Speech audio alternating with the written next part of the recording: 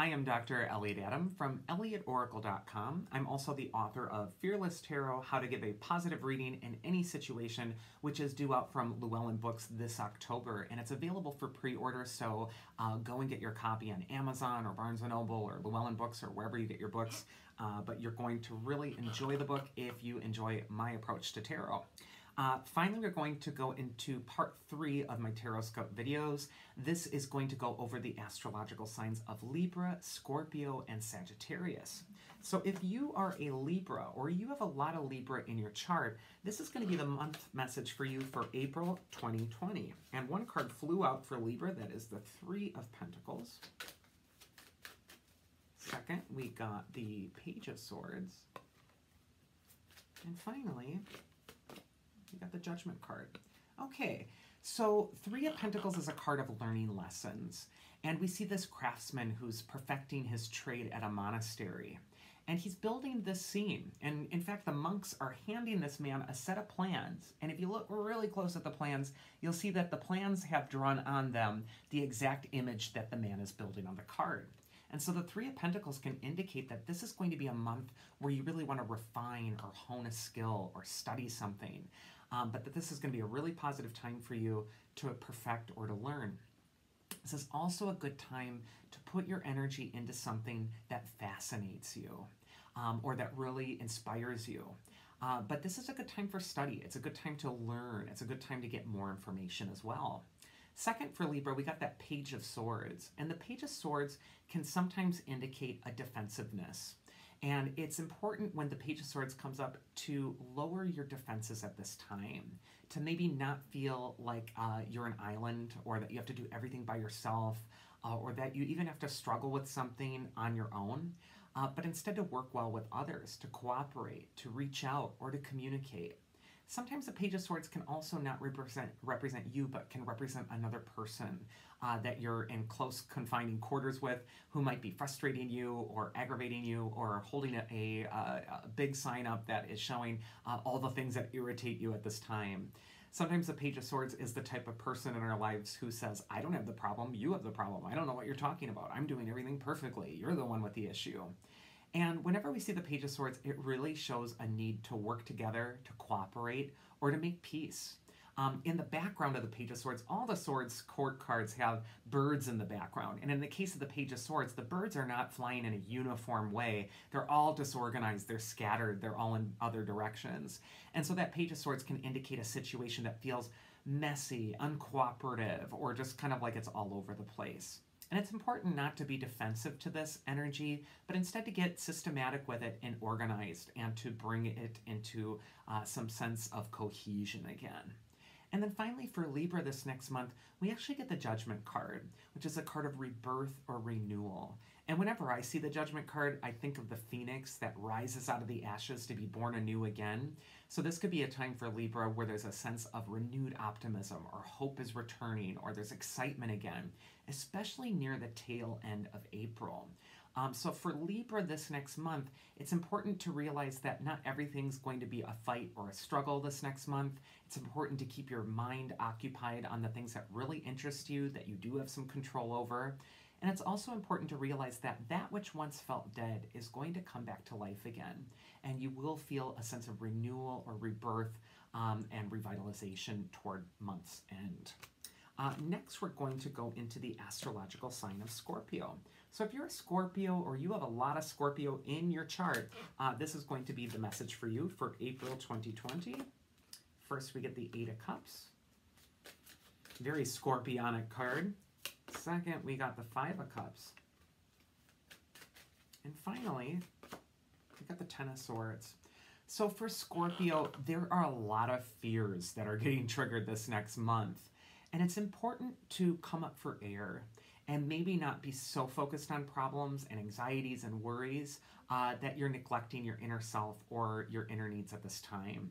Whenever we see the Eight of Cups, it's a call inward again. It's a call to what's authentic or to what's really going to last or what really matters to you.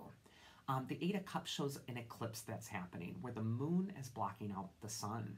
The sun is your career, it's your image, it's the superficial stuff in life, it's the surfacey things that really don't matter. And the moon is taking precedence over the sun on this card, which means that your inner life, your inner self needs to be heard at this time. It's also a time to maybe speak your fears aloud because there are some anxious cards that are going on next to the Eight of Cups. In the case of the Ten of Swords, there's this guy who's face down with these 10 swords in his back. And swords in tarot represent your thoughts. And the thoughts that got this guy in the back are actually victimizing him. They actually get him from behind because he's trying to stay a step ahead of him. He's trying to stay busy. He's trying to stay so focused on not looking at the challenge that actually it's what's ruling him from behind the scenes. And so that Ten of Swords is telling Scorpio to stop running from something that's coming up internally and instead to face it, to acknowledge it. And also, you see that sunlight is breaking up those black clouds in the background.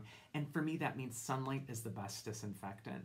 So if you're struggling with something emotionally, this is your time to reach out with somebody you're trusting and talk about it, or to unload, or to vent, or to express yourself.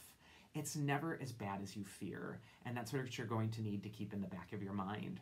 And finally, that's encapsulated in the Five of Cups, which can sometimes be a card of trance-like states of mind where you're so focused on problems, you're so focused on the spilt cups, the losses, the challenges, that you're unable to see the two cups that are standing behind you. And the two cups that are standing are also accompanied by a bridge when you look at the card.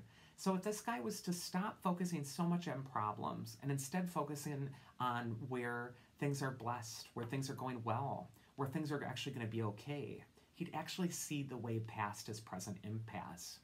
This is not the time for Scorpio to worry about pushing forward in the external world or externally. This is a time to collect the energy, send it inward, give yourself love and light, and to release your fears and bring them to the sunlight so that they no longer haunt you from behind. And then finally, we have for video 3, Sagittarius. So if you are a Sagittarius or you have a lot of Sagittarius in your chart, this is going to be the message for you. Nine of Swords, Five of Wands,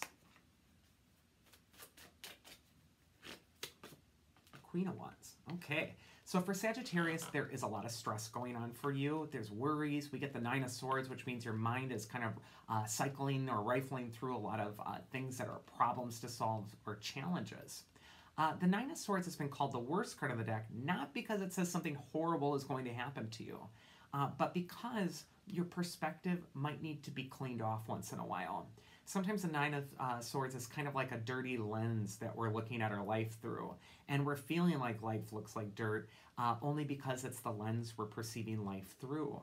In the actuality on the Nine of Swords, the man is actually not in any danger at all. He's safe in his bed, and his quilt is embroidered with these symbols. There's roses, which indicate that life is still happening for him. He's still vital, and even though he's stressed out about this thing, he's still got a life to live. And there also is the astrological signs embroidered, which indicates needing a higher perspective. There's a lot of competing interests right now around Sagittarius, a lot of different people, wanting this and wanting that with that Five of Wands. And so, again, there could be a sense of stress that's not always just coming from Sagittarius themselves, but from these other personalities around them that they're dealing with, or people that they are involved in some challenges with. The beautiful thing for Sagittarius this next month is a very Sagittarian card of the Queen of Wands. And the Queen of Wands is holding that sunflower, which means to turn your face toward the light. Turn your face toward what's positive right now, what's working, what's going well. But also with that Queen of Wands, she's a card of charisma and positive energy and uplifting the energy for other people.